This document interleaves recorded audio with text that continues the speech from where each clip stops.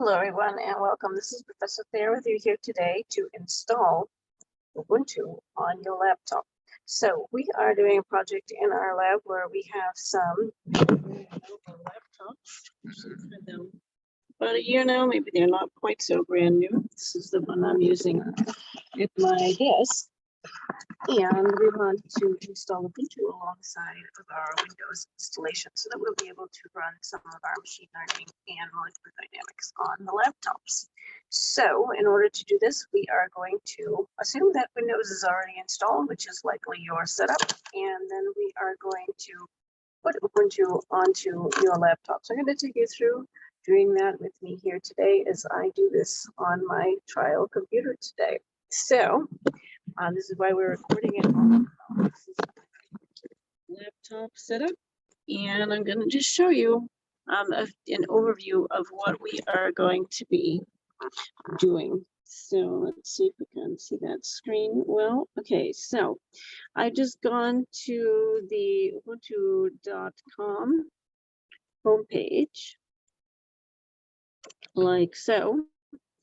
And I am going to the downloads page here, which is going to give me the link to actually download the 22.04 LTS. This is the long-term stability version of Ubuntu, which has just come out. The LTS is a great option because this guarantees that it is going to be supported and so on for a minimum of 5 years. So even though they may be going on and developing some other features in the meantime, you can continue to use the LTS version. So this is probably a pretty good version for what we are looking for. This actually is going to start the download, which I'm going to pause for the moment if that pops up. I'm just going to cancel that for the moment because I want to go down here and just show you the tutorial which we are going to follow. So down here it says we have these tutorials with getting started with Ubuntu desktop, and we want to have a look at how to actually install it. So I'm just going to go here and notice that this has a really nice overview of what is going on here. And this is basically the tutorial that I'm going to be following as I am attempting to do my installation on this laptop today. So here we have the 12 steps for installing. You see that we have the overview. You're going to need to have a laptop, and you're also going to want to have a USB drive. So I just have this little thumb drive right here that I'm going to be making use of today. Then it takes you through all the steps of what will need to be done. So we'll need to download the Ubuntu image, and that's basically what the thing that I just put on pause. So we'll just go back and we will actually complete that download to put that Ubuntu image. So we'll take the latest Ubuntu long-term stability or LTS one. For us, this is explaining to you how you can do that. So basically, you're just going to save that to your computer. I'll show you how to do that. Then we'll need to create the bootable USB stick. So now this is just an ordinary USB, but if you just save something to it, it doesn't just automatically make it bootable. So there are some things that you need to do in order to actually make it be bootable. So I have experience using Rufus, which is some software that one can download and install on the laptop on the Windows partition before we start the procedure, and you can use that to write to the USB. They're actually offering or suggesting Elena Etcher, which I have not used in the past, so we might take a look at these different ones to see which one we'll use to make the USB bootable. Then we will basically boot from the USB flash drive. This will involve restarting the computer and going into the BIOS and booting off of our newly created USB. And we'll see how that goes. And basically then once you're there, you're in really good shape. You will then just follow the tutorial to pick what you want to do. If you went back and want to install Ubuntu, if you what kind of keyboard layout you want to have, like do speak, what's your preferred language, and then We have the installation setup, which we're doing here. So there are some other options. Basically, once you get to this point, it's not too bad. It's just like, what apps do you want to have? You can pick. The standard is probably what we will do. And then we can also, this step, the install step, this is the important one because you could potentially delete your disk if you are not careful. So this laptop doesn't really have a whole lot of files and so on that are my, my personal files that I've created, which is really the place you want to be at. If you do have things stored on your computer, it is a good idea after we go through just previewing this tutorial to pause the video and actually go ahead and back up all of your files, because you could clobber them. There's always that risk. We, in fact, have an operating system already on this computer. So when we are going to do this, we will get additional options showing up here, as this tutorial mentions, in order to install Ubuntu alongside the current operating system, which is what we will be opting to do. Now, in principle, this should not be deleting anything which is already on the computer, but one could make a mistake. So it's always a good idea to just make sure. I see they also have a link to another tutorial on the dual setup. We'll see if we need to consult that. It's also possible to enable encryption. I don't think I'm really going to need this, so I'm probably going to set up my system without the encryption. Then one will also choose the location, set up the date and time, these kinds of things. And then we will create the login details for the user, and one can add additional users and so on. Then we complete the installation. After having done that, this pretty much goes on autopilot and should do the installation.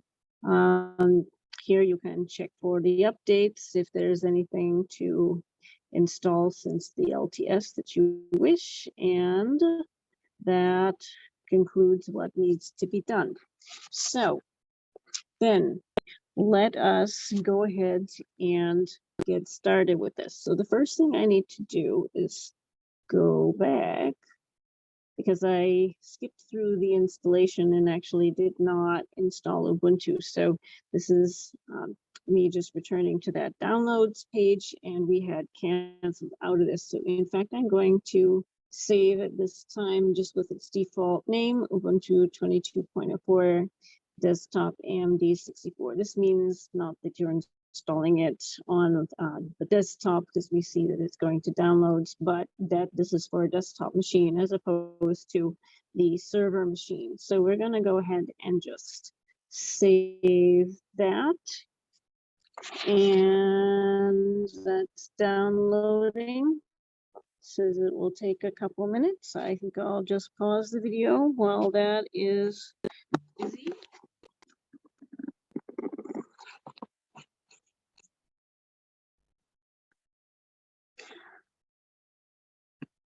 All right, and while the download of our operating system is going on, I am going to move ahead and also get the Rufus while we're waiting. So I have gone to rufus.ie/en for English.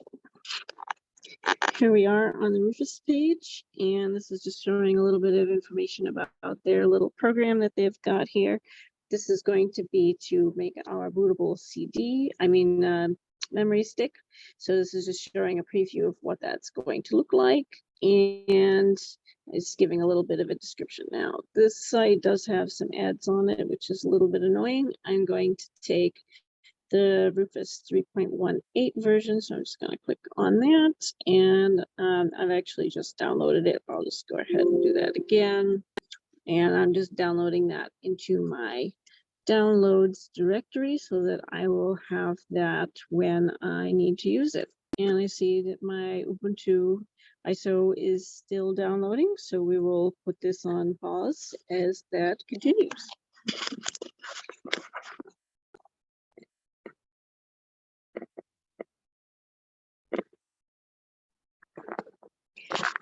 Something to note is that when you are going to set up your USB drive, when you burn your ISO image to that bootable USB, that USB, if it has anything on it, is going to be erased. So if you have anything on the USB, now is an opportune time while you're waiting for your downloads to finish to go ahead and just back up the contents of that USB drive, which I'm doing right now. Plugged in, and I'm just copying that over onto my desktop, which is, again, perhaps not a super backup plan, because it's also possible that my current operating system could be disturbed in the process. However, I do know that I have copies of all these things on another computer, and also I have them backed up to my Dropbox cloud location, so I'm not super worried about it. And actually, the other main thing that I have on this is just my previous Ubuntu LTS installation version, which I could always get from the web again if I need it. So I'm not super concerned about it, but you do want to make sure that you back up all your stuff just in case anything should happen. So no need for you to sit here and watch me do that. Let me put this on pause while we are waiting for the next steps to be ready.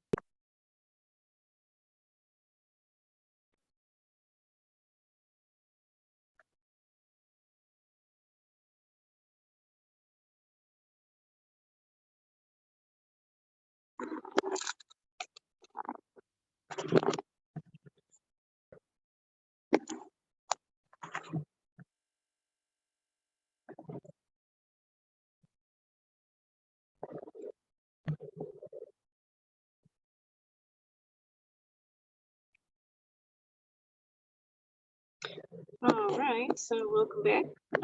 So at this point, I have backed up my USB.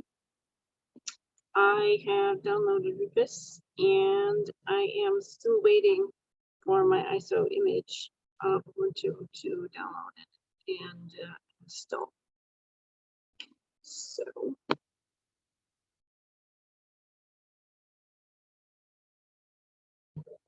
all right, so now my Ubuntu has finished downloading, and I can see it in my downloads. I have downloaded Rufus, and I have backed up my USB, which is definitely going to get overwritten. So that has been backed up to my satisfaction. So we can see in my downloads directory, let's just put this over here so you can see the computer again. You see that we have our Ubuntu, which is done, and we have Rufus right here. So now what I'm going to do is I'm coming back over to our installation guide on Ubuntu, and I am now on step 3, create the bootable USB stick. So let's see what I need to do for this. I mentioned that they are suggesting to use some software that I haven't used before. Now I've used Rufus before, which I really liked, so I am going to choose to do Rufus instead. So I'm just gonna switch over to this one right here. I just clicked on the Rufus link, and it's gonna tell me what to do over here. So with a bootable USB stick, you can upgrade or install Ubuntu, which is what we want to do, and this tutorial is about how to do it. So great, we're in the right place. You need to have a flash drive, which we've got. Yes, we are higher than Windows XP. This is actually running Windows 10. We just downloaded Rufus, and we just downloaded the Ubuntu ISO. So next, what we're going to do, perform the following to configure your USB device for Rufus. Launch Rufus. So I have downloaded that into my downloads. So here it is. I'm going to just click on this. And it's saying, do I want to allow the app to make changes? So I'm going to say yes. Do you want Rufus to check for updates? No, that's fine. We'll just run it as is. Okay, now we have this window here, which is looking similar to the one we have in our tutorial. So terrific. Let's see what we need to do. Launch Rufus and insert your USB stick. Okay, I already had the USB plugged in. Let's see if it has detected it. Rufus will update, set the device with the device field, which I believe should be selecting the USB. Yeah, that looks like the USB, the E drive. If the device selected is incorrect, if you have multiple USBs, you have to pick the one. So I only have one plugged in. Let's just take a peek over here. Okay, so it says device, the D drive. That's not correct. Let me unplug my USB and let me plug that back in and see if it will detect that. I think the reason it is saying this is because that has Ubuntu 20.04 installed on it. Okay, so that in fact is the correct one. Okay, so this example is showing it is the E drive, but mine is the D drive. The C drive is my hard disk. I do not want to overwrite that one. Okay, so we're in business here. Let's see.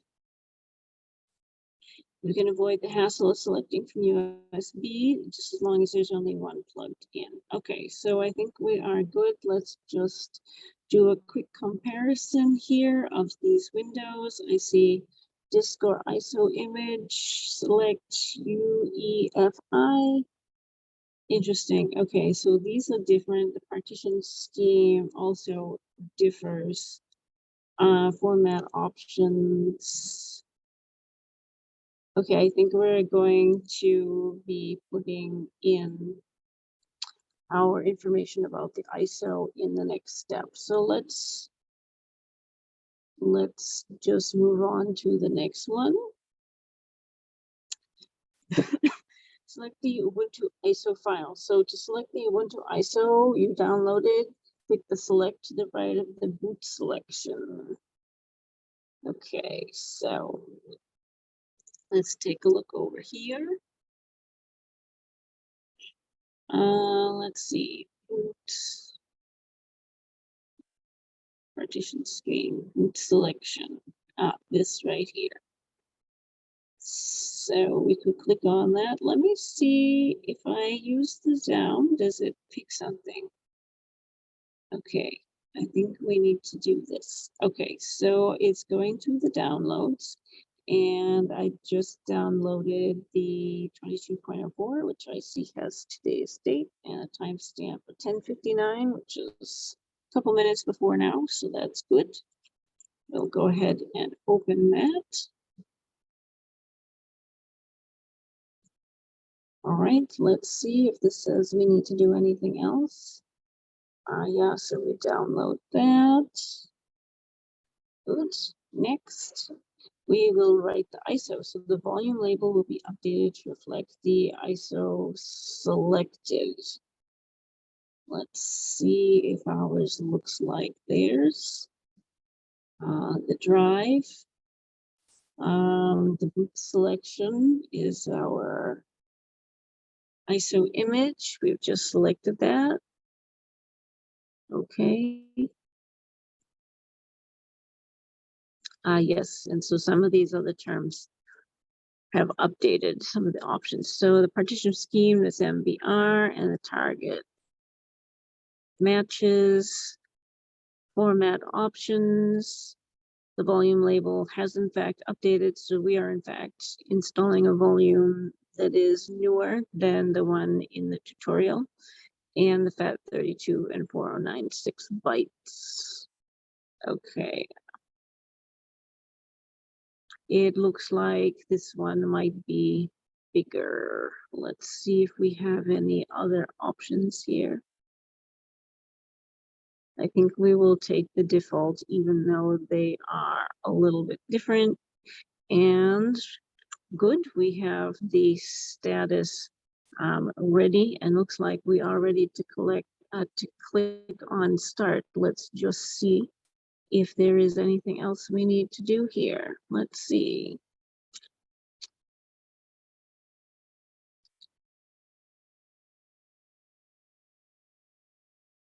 Does it say to press start yet? Okay, yeah, it says press start to initiate. All right, so I guess we are good to go. Let us go over here and press the start. Now, let's see, there are some notes about some pop-ups that could happen. So I see we have gotten a pop-up. Let's see what it says. Download required, additional downloads. You may be alerted that Rufus needs additional files to complete writing the ISO. Select yes. Is this ISO hybrid image? Yes, I think that is one of the next ones. So we don't have this particular problem. Write warnings. You will then be alerted if it's detected. ISO hybrid image. Yes, this is what we have. This means the same image file can be used as a source for both a DVD and a USB without requiring a conversion. Keep right ISO image mode selected and click OK to continue the recommended options. So let us see, right ISO. Okay, good. We'll do that. Oh, and we have another warning. Let us see. I think this is the warning about, yes, all data on device will be destroyed. That means the USB stick is going to be rewritten, and we noted that that could happen, and we have backed it up. So we will click OK. This is the point of no return. So good luck. Okay, and it looks like now it is working. Let's see what will be the next thing. Writing the ISO. The ISO will now be written to your USB and the progress bar will fill. So that was what was going on. Let's see. Yes, the status bar is filling. Good. Let's see what will be next.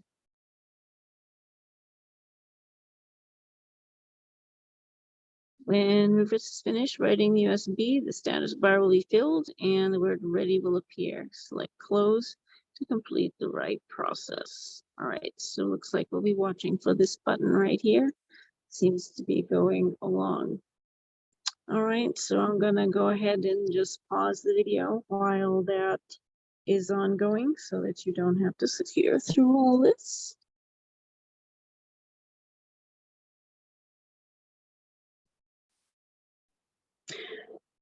All right, so now the ISO has finished writing onto the USB stick. Notice that there is a little counter down here, and this tells us that the process took 19 minutes and 45 seconds, just to give you a sense of how long it will take.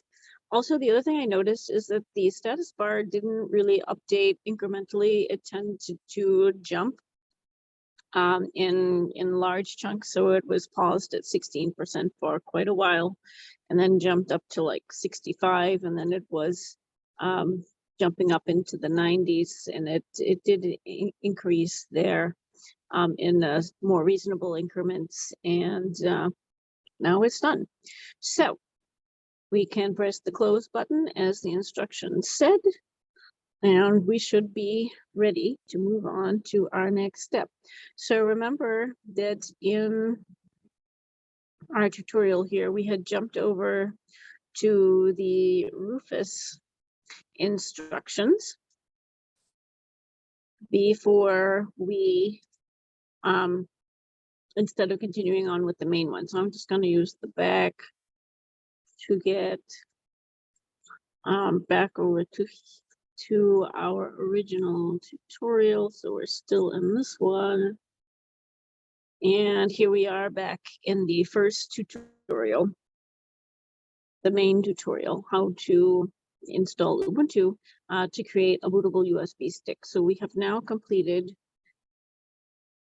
the bootable USB stick. So now we are going to boot from the USB flash drive. So let's see what it says. Insert the flash drive. So I haven't taken it out yet.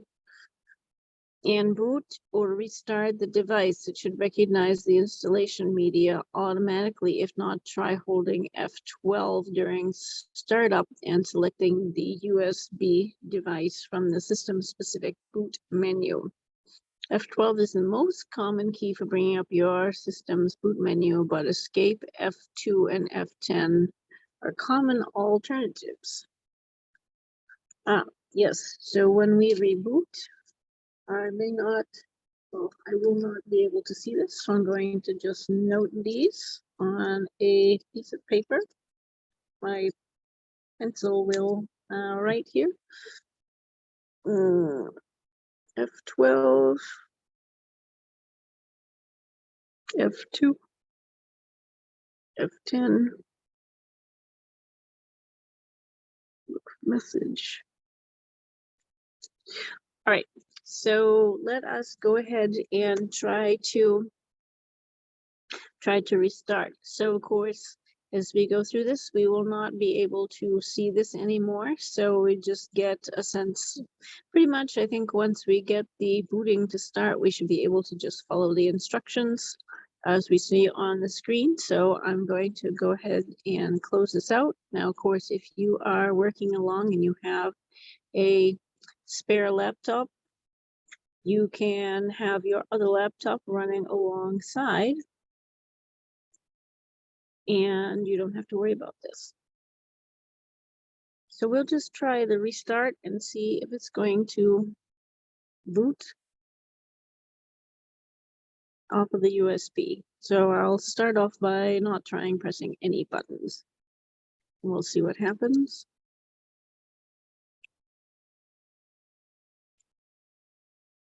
Also, I have my big screen plugged into this, so I'm actually going to just unplug the HDMI cable just to keep things simple, because we just are going to have one screen, the laptop screen, in use.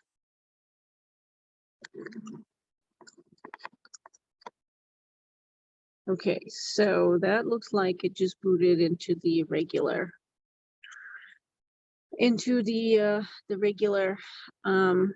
regular one. So let's try again. I'm going to restart.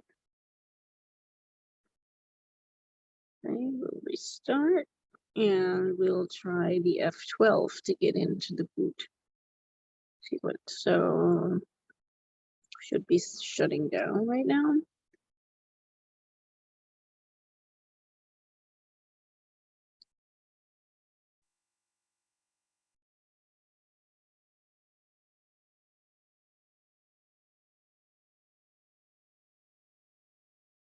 All right, let's see. As we're restarting, I'm just pressing F12 to see if something will happen. Doesn't look like it's actually restarting yet. Oh, escape button came on. I'm pressing F12. Press enter. I heard a beep, so we'll see if we are in luck. Entering the boot menu. All right, so F12 worked. Here we go. So let's see what we need to do from here. I can Windows Boot Manager. Okay. Let's just press enter on the boot manager.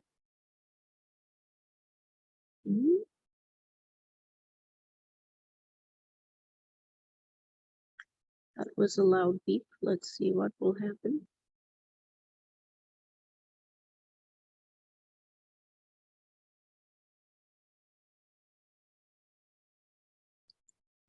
Okay, looks like we're back in the regular boot menu. Not quite.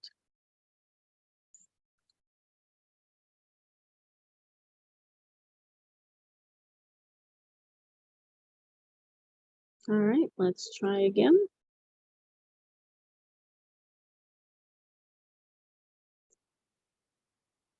And we'll go to here and we'll go to restart. Restart anywhere. And we get ready to press our F12 key.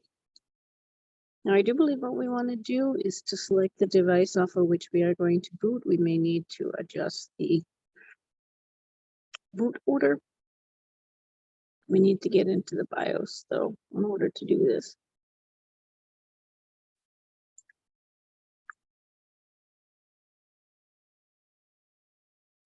All right, so I'm pressing F12.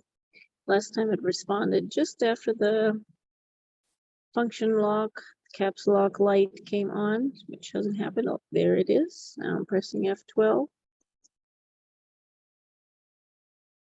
Press, oh, we got it. Okay.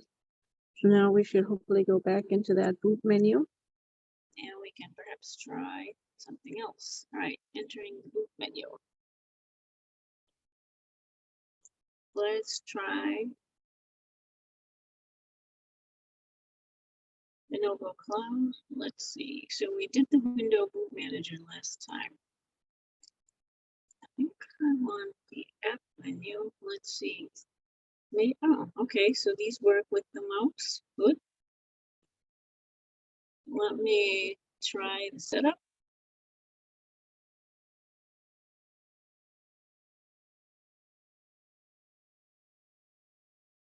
Okay.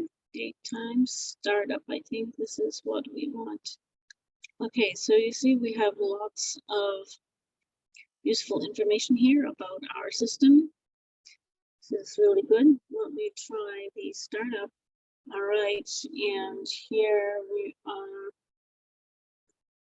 going to try boot mode. Let's see, I want the boot order.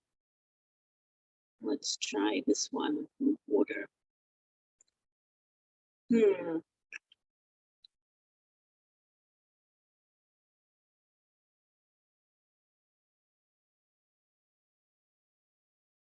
Network boot.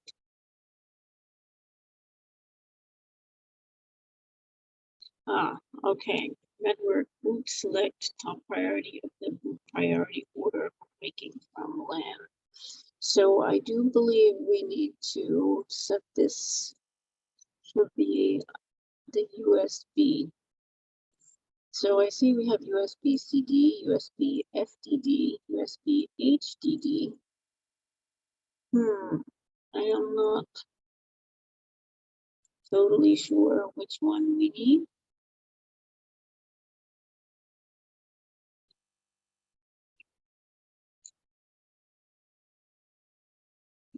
Oh, let's see. I think we want.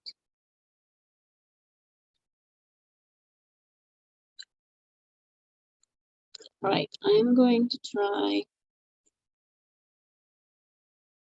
USB FDD first.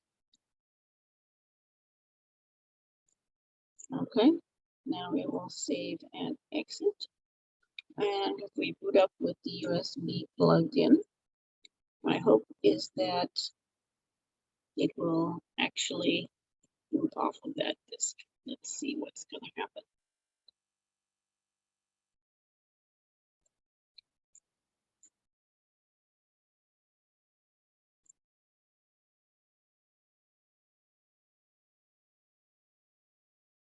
So I'm not pressing anything as it restarts, and I'm hoping it is going to try to boot off of the USB.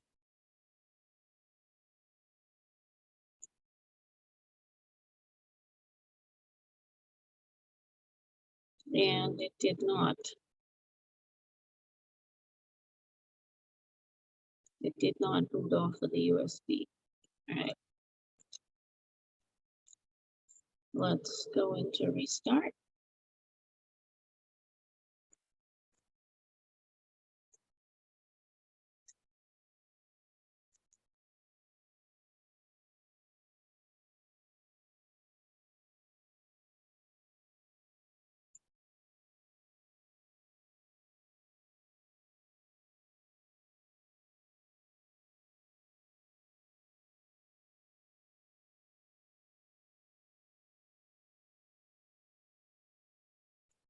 Okay, it is restarting. I'm watching for that little light to come on. My caps lock light on the escape key. There it is. Pressing F12. And we should be entering the boot mode.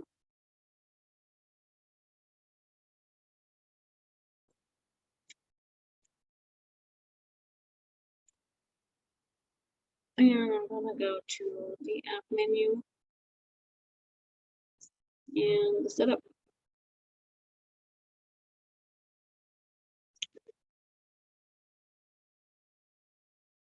And we went to the startup. Yeah, we had changed this to USB FDD. Let's try USB HDD. Save and exit. And let's try again and see if this works. So as I do the save and exit, it should go into the booting mode. Should be trying to boot up, and hopefully it is going to read off with the USB.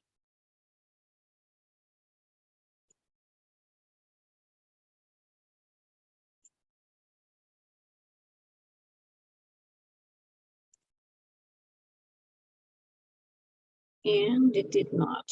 All right, so I think I need to do a bit of troubleshooting. I'm going to go ahead and pause this video, figure out what needs to be done.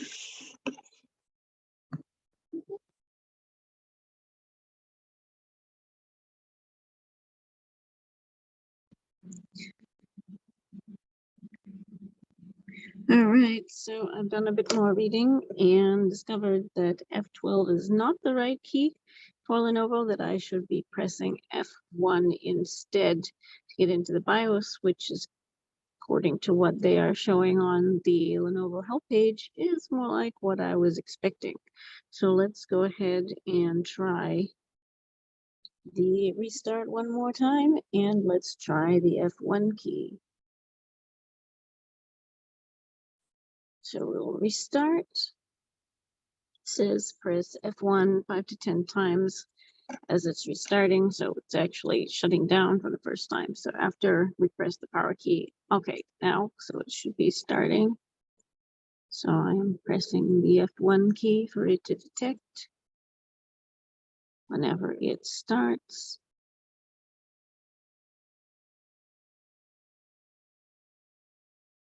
Okay, we press F1. And let's see if we get the BIOS this time. BIOS setup. Yes, this looks more promising.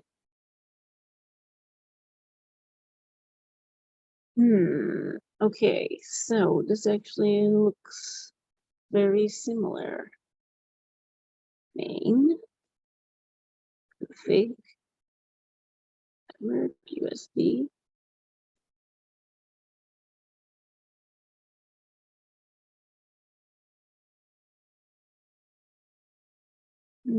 Keyboard, mouse, display, power beep alarm, CPU.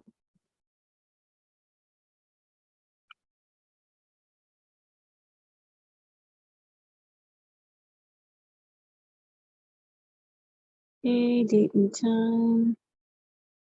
So it actually looks like we are back in the same. Edit boot order, boot primary order, USB FDD,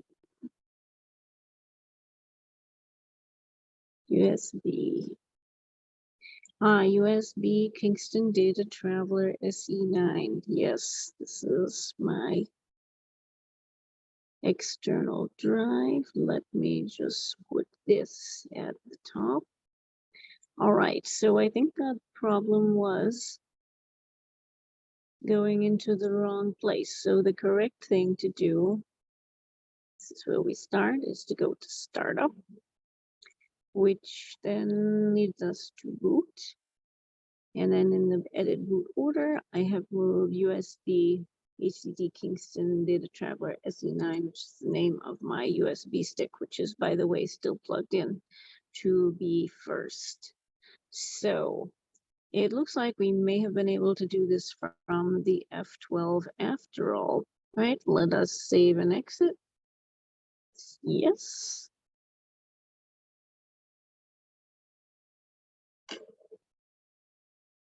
So what this does is it says that when it's booting up, that it's going to boot from USB drive with priority. It will try to boot from that first, which is what we want to do, because we will need to make that selection. Okay, this is very tiny, but it looks like it's working.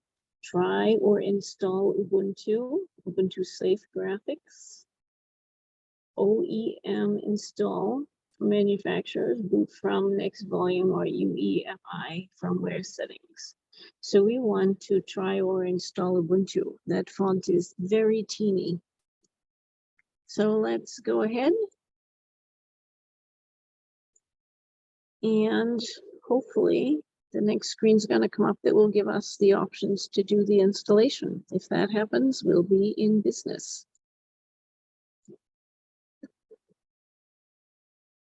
Let's see, right now I just have one tiny, oh, it's doing something. It was just one tiny cursor. I see we have Ubuntu down here, so this is great.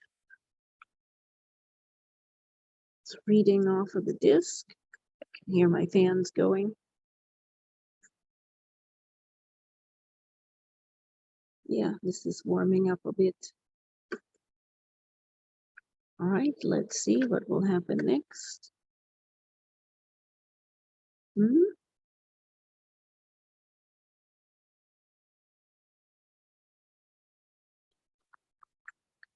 And wait. Wait.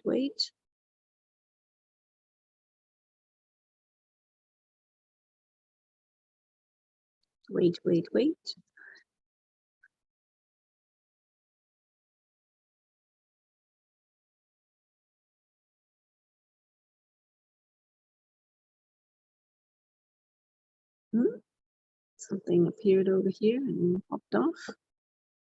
Let's see. Oh, there it is. And screen is changing. Aha, okay. So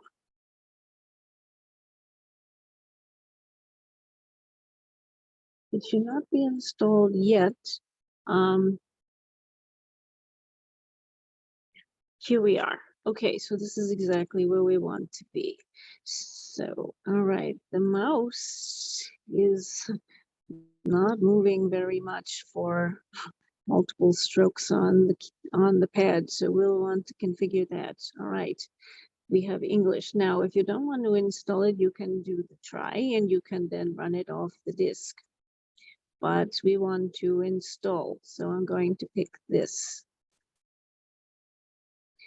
And this will be English US.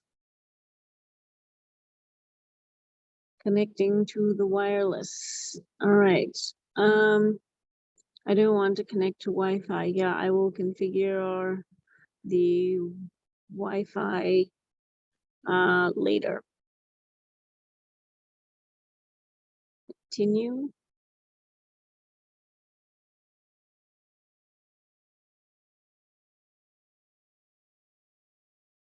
What apps would you like to install?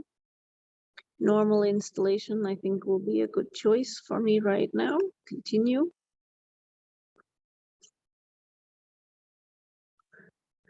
Install Ubuntu. Yes. So notice we mentioned in the tutorial that there may be more options than is shown in the tutorial because we are going to install alongside Windows. So we see that we saw the erase disk and install Ubuntu option before, and then here is the something else to partition the drive yourself. Here we have the option install Ubuntu alongside Windows Boot Manager. So we see that it is recognized that there is already Windows installed. So since we want to keep both, that's the option that we wish to keep. Now notice if you did click this one, erase disk and install Ubuntu, your Windows partition would be gone. You would not be able to use Windows anymore. And I do believe that it's going to delete all of your files as well. So let's go with this. This computer uses Windows BitLocker. Okay. You need to turn off BitLocker in Windows before installing Ubuntu. Yes. Okay, we need to deal with turning off the BitLocker. This is some encryption stuff. Okay, so we need to go to the Windows partition and we need to turn off the BitLocker. because it apparently has locked some of the bits, which is making some problem for this to actually write. So unfortunately, that's one of the security devices Lenovo puts on their laptops that we do need to turn off in order to make this work. So we're going to need to restart, and let me go check how to turn off the BitLocker, and I will be back with you in a moment. All right, so it seems that what we need to do is to turn off the BitLocker in the Windows partition in order to proceed with our installation. Here we see from Lenovo Windows 10 Pro, which is our version, we need to go to Settings, Update Security, and Device Encryption, and we should be able to go ahead and turn off that security. By the way, when this was restarting, I needed to take my USB out for it to start. It prompted me to do so and told me to press enter when I had done it. So let's go to start. Let's go to settings. Let's go to updates and security. It's down below. Here we are, update and security. And then we should have the device encryption. Let's see. I do not see device encryption here. Oh, here it is down at the bottom. Okay. Device encryption helps protect your files and folders from unauthorized access if your device is lost or stolen. Okay, so in fact, actually, my Microsoft account isn't turned on, so it looks like it is not working anyways, but I'm just going to turn off encryption like this. I'm going to turn off the BitLocker.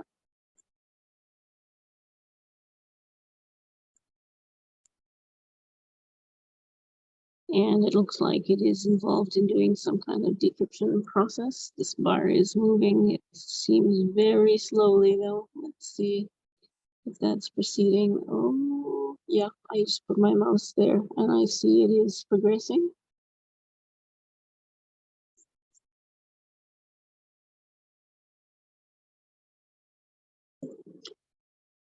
So just a few words about setting up the BIOS and the boot order. So when you change the boot order, it will stay that way until you go back into the BIOS and you change it back.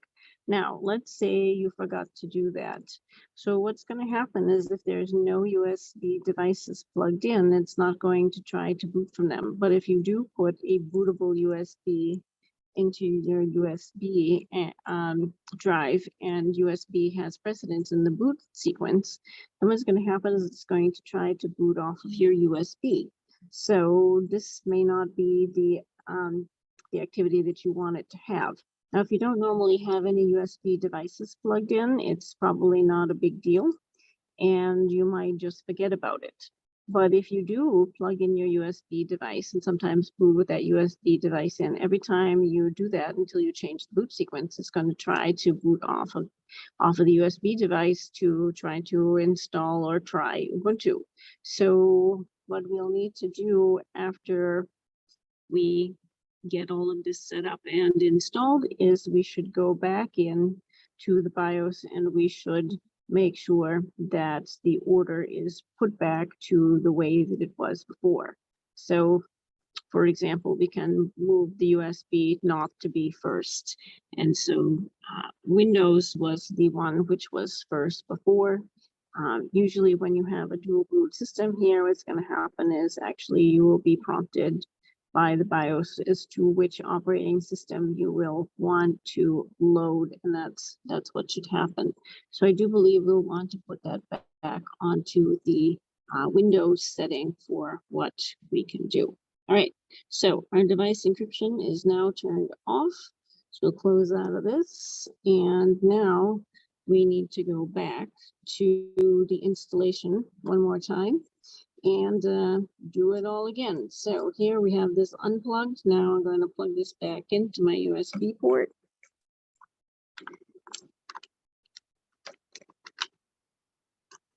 I should not need to be getting into my BIOS. Oh, yeah, there it is. It's telling me that I have plugged it in. Let me turn that off. Now let me go over here and go to here, and I'm gonna restart again. And hopefully this is going to just boot off the USB as it did the last time. Well, the previous, not the most recent time that just booted into Windows. But if I leave this in and boot from this one, it should boot from the USB. Right? The reason it booted to Windows is because I unplugged the USB. Right, Windows is second in the boot priority. So let's see, not touching anything. And it picks, let's see. Okay, here we are. So we want to try or install Ubuntu. This is again that teeny menu. The options are try or install Ubuntu and safe graphics, OEM install for manufacturers, boot from next volume or UEFI firmware settings. So we're going to try or install Ubuntu. So we press enter for that. We get the little teeny cursor mark here, which last time then disappeared as it started up off of the USB. Let's see what we got going on here.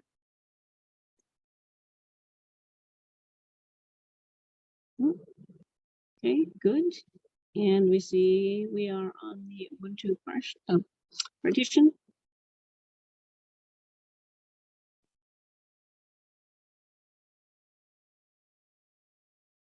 Starting up, tick, tick, tick.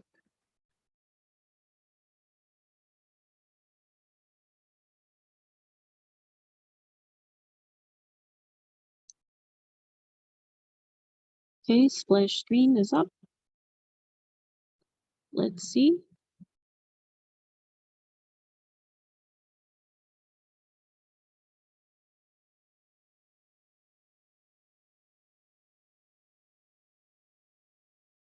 Tick, tick, tick.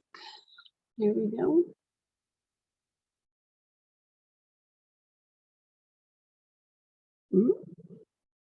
Spinning wheel.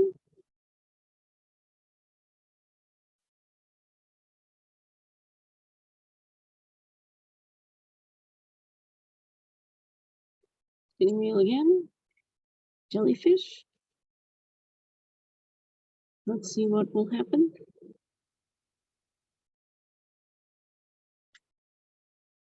And hopefully we should have the startup window again. Yes, we do. So now we repeat as we did the previous time. We go to install Ubuntu. English is good. Continue. We're not going to connect to the Wi-Fi at the moment.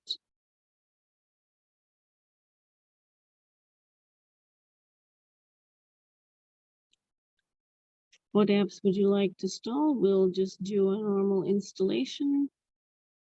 Let's see. So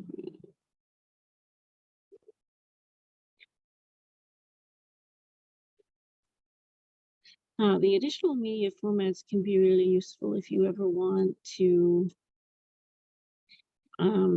do this. I don't want to configure the secure boot right now.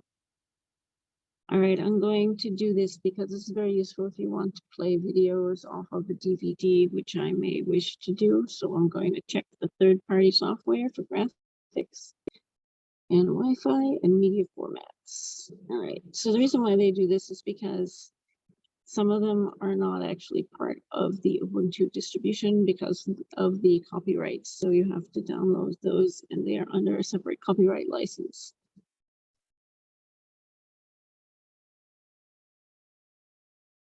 Here we are again. We would like to install Ubuntu alongside the Windows Boot Manager. So I'm going to go ahead and continue. And we have gotten past the BitLocker problem. So this is good. Allocate drive space by dragging the divider window. So these look like they are just about 50-50. There is also some smaller partitions. This is usually a swap and a couple others of just some small space reserved for your system use. That is fine. Let's just try and see what dragging the divider will look like, how this would work. So we see we can drag these, but I think we want them pretty equal. So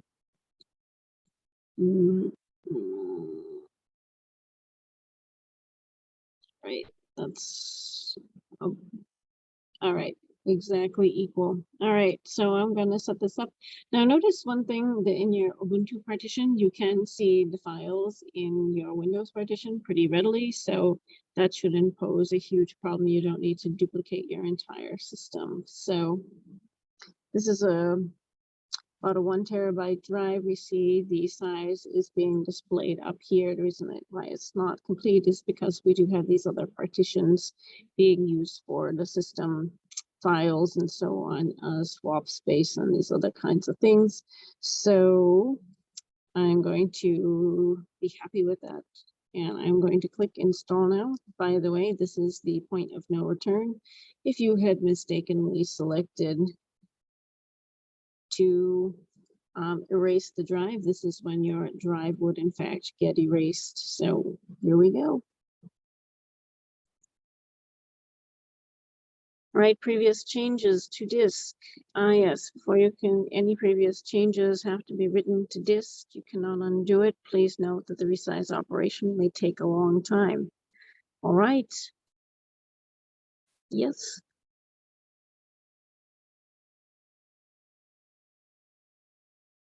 Okay, the partition tables have changed. That's because we are creating a new partition for the Linux operating system. We have the Windows partition and the Linux operating system and some other minor partitions.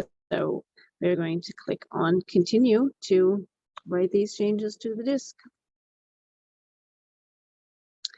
Okay, so looks like we have been auto detected, and yes, we are in the New York time zone. That's correct. You can change this if you are not there. So we will say, yes, that's fine. Continue. And here we are going to put my name, the computer's name, and username and password. And then we can, okay, this right here is about how you want to log in. So log in automatically means that it's not going to prompt for a password. This is probably not a good idea, unless your laptop only stays in your house and you have no qualms about anybody getting in. But in any case, you probably want a password to log in. So this,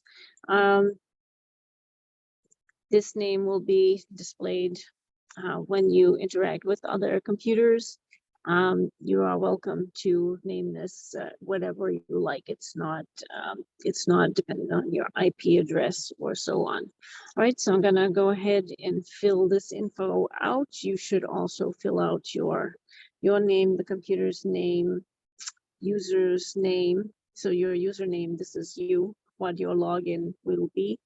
And again, you should also, of course, make some passwords, and you should make your password be something which is secure. So I'm going to go ahead and work on that.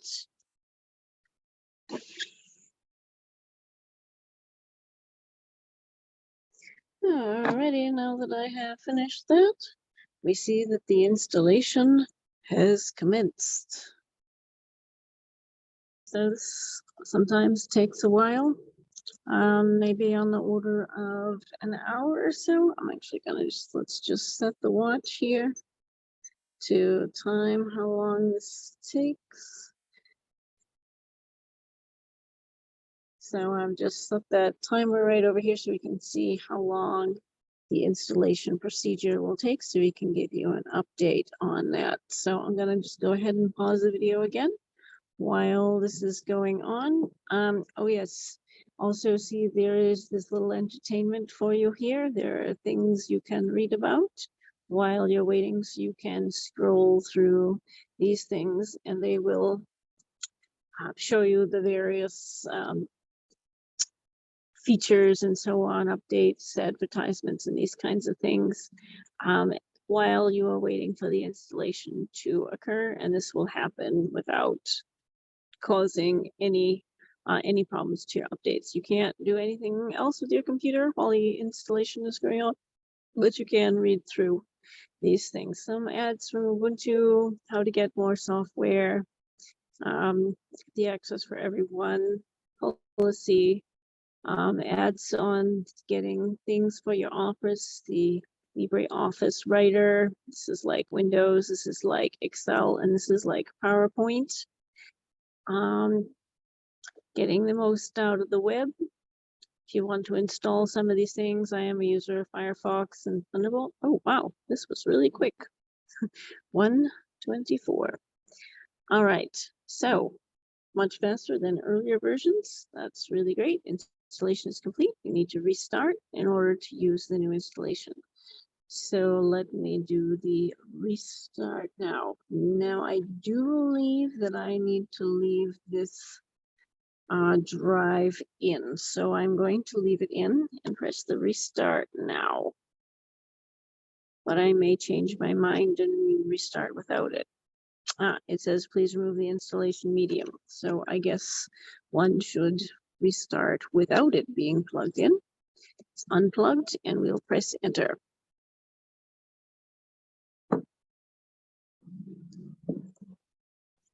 All right, so that should be rebooting. That should go through the usual boot sequence. Now, because this is not plugged in, the USB, it should boot as it normally will. So now that you have made this change, it should always boot like this, right? So we see we have Ubuntu, advanced options for Ubuntu, Windows Boot Manager on Dev. That's a little too small for me to read from here, and UEFI firmware settings. So these will be your choices when you turn on your laptop henceforth. You can not press anything, and after some timer, if there's no activity, then this will boot in Ubuntu, because that's the one that's highlighted by default. So it will boot in Ubuntu, but you can just highlight Windows just like this. It's the first, second, third one on my menu here, and you can boot in Windows. So that's how you would switch between the operating systems. You would restart and then you would use this menu here. The reason it hasn't booted is because I'm moving the arrow, so it hasn't timed out yet. So you just put it there and leave it. If you put it here and you forgot about it, it would boot in Windows after some set time. And here it's going to boot off of the Ubuntu, which I've highlighted. So I'm just going to go ahead and press enter because it told us to reboot. So getting back into Ubuntu, we should see that it's booting into Ubuntu, which it is. That's great. And I do believe it's going to do a bit more in terms of the setup. Sorry about that glare. See if I could reduce that on your screen for you. Okay, this is the username that I picked. So I will click on this. And my password, pardon me.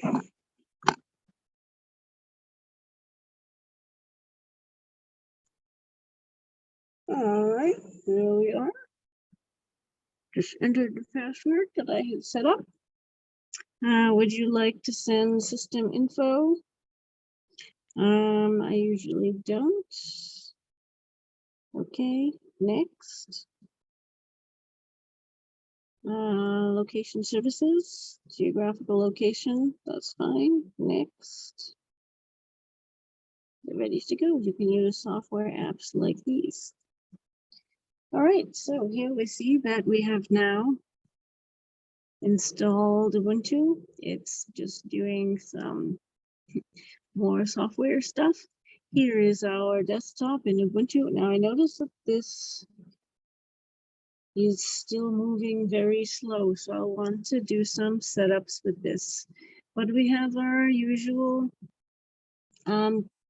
links over here. Here is the Firefox web browser. This is basically like the dock that you usually see down at the bottom of your Windows machine. The Thunderbird Mail can be your local desktop mail client.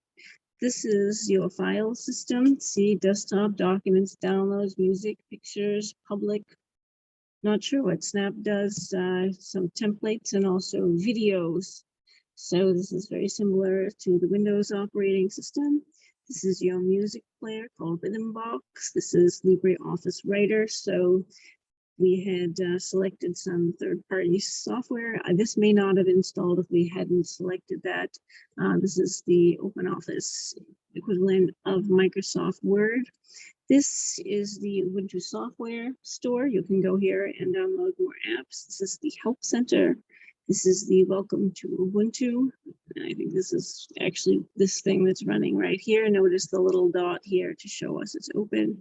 This is our SSD disk. Notice that we should be able to see our Windows partition from here. So let's see. Yes, see, this is my Windows partition Windows. This is my users. And then I can go into Kelly and I can then access my documents, my desktop, and so on. These are all my pictures from my Windows partition. So it's very easy to get to your Windows partition. This is your recycle bin. Now, that's not all of the apps that you have. So you can go over here, clicking this, and we can see now a more complete listing of the variety of things that's on here. Now I do use the terminal often, and I do believe I can drag and drop this over here, or maybe not. But I can certainly launch that terminal. Let me try again and see. There we go. Okay, I guess it only wants to add from the top. So here is my terminal now so that I can quickly launch a terminal. So you can drag and drop the items from here. We have some utilities, some games. Shotwell is for taking pictures. The cheese is for actually using the system's camera. More games. This is like Excel. Games, solitaire. If you need drivers. Calendar, today is not the 28th, so that probably needs to be set. Some videos and so on. And notice that there's this little dot here. This means you can click here to scroll over to the next page. We have some more things here. Startup apps, software updater, to-do list, transmission, not sure what that does. Startup disk creator we also have, which should be something like the Rufus that we used. All right, you can also be searching up here by typing your search for your apps up there. So if I just do escape, then I pop out of this. All right, so it looks like we are trying to get some more apps. I don't actually need any more apps right now, so I'm just going to go ahead and click done to close that out. And here is my home. So again, this opens up to the various locations. If you're familiar with the home directory from your terminal, this should match. So here I'm going to go ahead and launch my terminal, and I'm just going to do a working directory, and we see that I'm in Kelly's home. And if I do an ls, we can see we have desktop, documents, downloads. You see that it's all the same things that we have up here. So this is basically just going to mirror what you would see from your home directory from the terminal prompt if you are used to using the terminal. All right, so now we have successfully set up a dual boot system. We do have one further piece of information or one further thing left to do. Do you remember that we set up the BIOS to boot off of the USB first? That is not really how this should be set up for future use, because if I leave this USB in, it's going to try to install Ubuntu again. And I really wanted to now be back to normal and to boot off of the regular order. So what I'm going to do is I'm going to restart. Let's see. Yes, activities. This is also useful to know. This will switch between your desktops. I forget how I get to the restart menu. Here we go. Power off or log out. So I need to restart. I really do want to restart. Click on that. And As this reboots, I will press the F1 and go into the BIOS as we did the last time. Oh, the light has come on, so I'm pressing F1, so I can enter setup.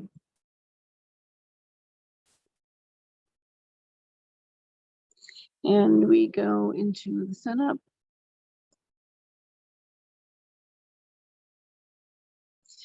Okay, and then we go into startup.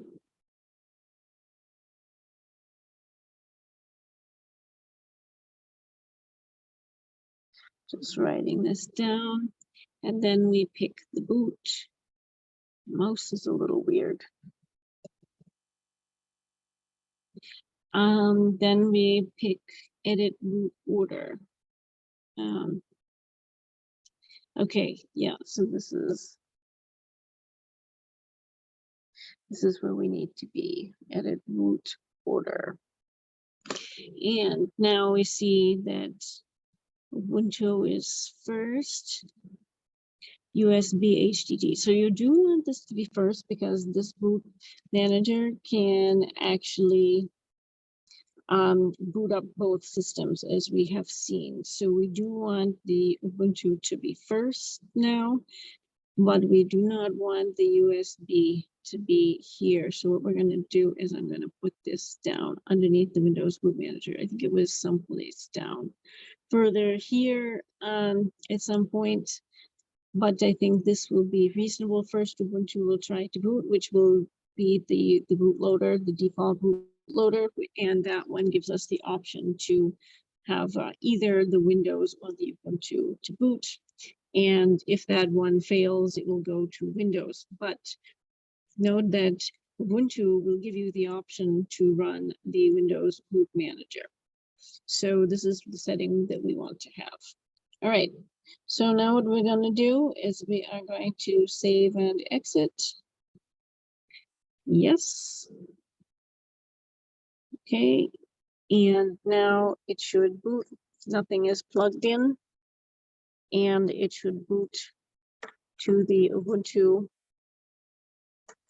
The Ubuntu booter should load, which it does.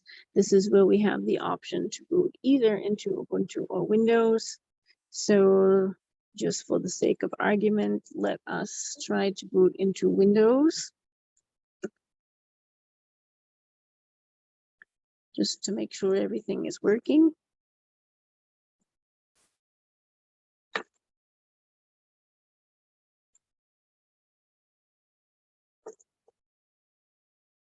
Good.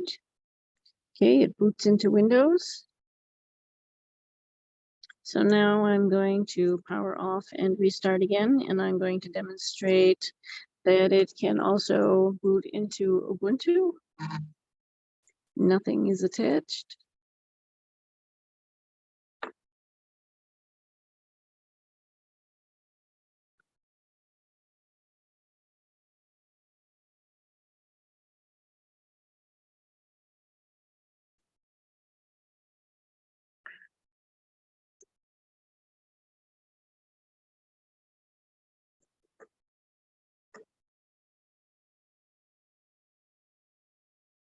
Okay, it's restarting. I'm not pressing anything.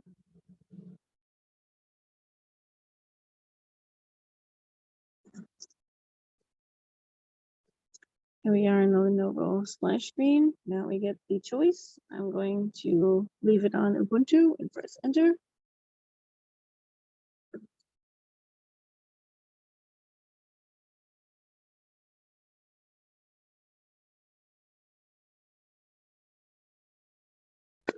Okay, good, that works.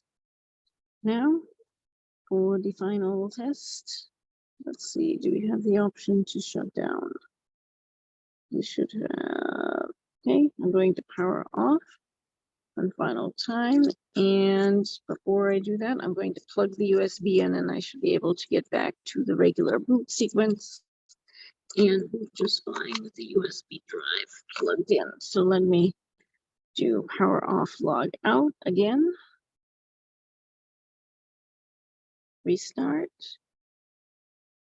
Yes, I do want to restart. Okay, USB is now plugged in.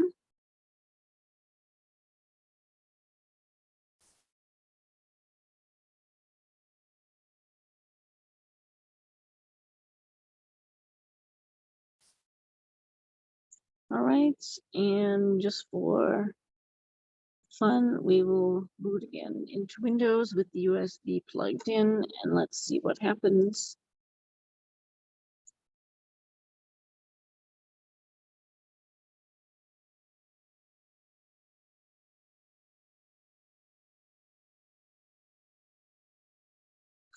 All right, so we have had a normal login into Windows, and everything in Windows is back to normal, except my date and time did not update. Just as an aside, it is important to update your date and time because you may have problems with some of your software. If you have dual authentication set up, if your date and time is not synced, you should be able to actually sync that using the should be able to use the right click, adjust date and time, and there should be a sync now button. So if you do get this effect, okay, actually 1246, that looks like it's correct now. So you do just want to make sure that you do have your date and time matching your time zone, because you could get some errors with logging into some of your system specific, like some of your things. So at the university, I've experienced some issues logging into some things if my date and time is incorrect when I switch between operating systems. So that is just one additional thing you should just be aware of. I had this problem in the Windows partition. I have not encountered it from the Linux partition, but that just may be something that you should be aware of. All right, well, thank you so much for being with us in today's video. We have worked on updating the Linux operating system. What we did is we began with the Windows operating system installed on a Lenovo laptop where there had not been any partition and there was no Unix installed on that. What we have done is we have been able to install the Unix alongside the Windows partition. This was the Ubuntu, the LTS current version that's available today. And we have shown you the steps in order to do that. Not too many things were encountered for anything unusual. We did need to work on turning off the BitLocker from the Windows partition. So we had to do that. And I did illustrate using a different writer for the USB drive than the one that had been recommended by the actual Ubuntu site. But other than that, we pretty much followed the installation as suggested, and it has worked. All right, so thank you so much for joining me today. I hope you've enjoyed this video and found it helpful, and we will see you next time. Bye-bye.